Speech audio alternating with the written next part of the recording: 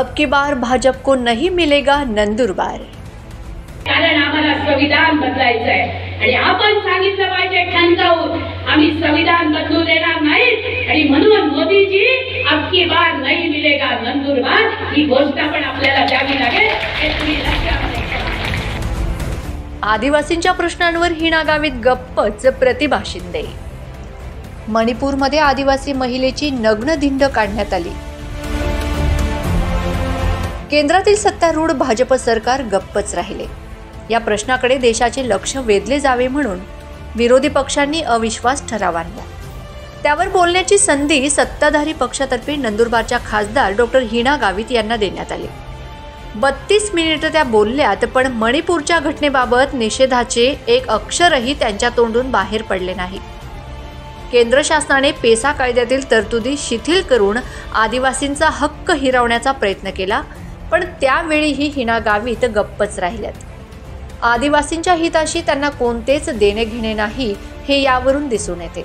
त्यामुळे त्यांच्या भूलथापांना आदिवासी बंधू भगिनींनी बळी पडू नये असे आवाहन भारतीय राष्ट्रीय काँग्रेसच्या नेत्या प्रतिभा शिंदे यांनी केले।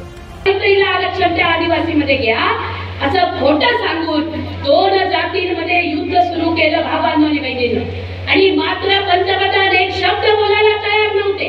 तेव्हा विरोधी पक्षाच्या सर्व नेत्यांनी अविश्वास ठराव आणला। आपल्याला माहिती होतं विरोधी पक्ष म्हणून आपण अविश्वास ठराव हारू, पण हा ठराव याच्यासाठी आणला की निदान नरेंद्र मोदी नावाचा पंतप्रधान असलेला माणूस संसदेमध्ये येऊन बोलेल। तेव्हा सगळ्या विरोधी पक्षाच्या लोकांनी भूमिका मांडली। बीजेपीच्या वतीनं डॉक्टर हिना गावितला बोलायला दिलं।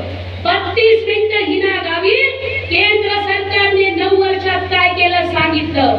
32 मिनिटं नरेंद्र मोदीची गोडवे गायले, पण त्या 32 मिनिटांमध्ये 32 सेकंद सुद्धा मणिपूरची घटना वाईट आहे आणि ते झालेलं असताना त्या आदिवासींना न्याय दिला पाहिजे याच्याबद्दल एक शब्द बोलली नाही। जी संसदेमध्ये मणिपूर बद्दल बोलू शकत नाही ती तुमच्याबद्दलही एक शब्द तिथे बोलू शकत नाही, कारण ती बीजेपीची खासदार आहे, आदिवासींची नेता नाही, आदिवासींची प्रतिनिधी नाही। ही गोष्ट आपण लक्षात ठेवा। इंडिया आघाडीचे भारतीय राष्ट्रीय काँग्रेसचे नंदुरबार लोकसभा मतदारसंघातील उमेदवार ॲडव्होकेट गोवाल पाडवी यांच्या प्रमुख उपस्थितीत महाविकास आघाडीच्या घटक पक्षांचा मेळावा 10 एप्रिलला येथील विठ्ठल लॉन्समध्ये घेण्यात आला। त्यावेळी त्या बोलत होत्या। यावेळी आमदार ॲडव्होकेट केसी पाडवी अध्यक्षस्थानी होते। प्रतिभा शिंदे, मनीषा पाटील, मालती वळवी, मनोहर पाटील, रमेश वसावे, मोहन पाटील, गेंद्या पावरा, सागर पावरा, VU पाटील, शिवसेनेचे भरतसिंह राजपूत आदी उपस्थित होते। प्रतिभा शिंदे यांनी गावित कुटुंबातील बाप लेकींवर 3 खिडकी योजना अंतर्गत गंभीर आरोप केलेत। काय म्हणाल्यात त्या जाणून घेऊया।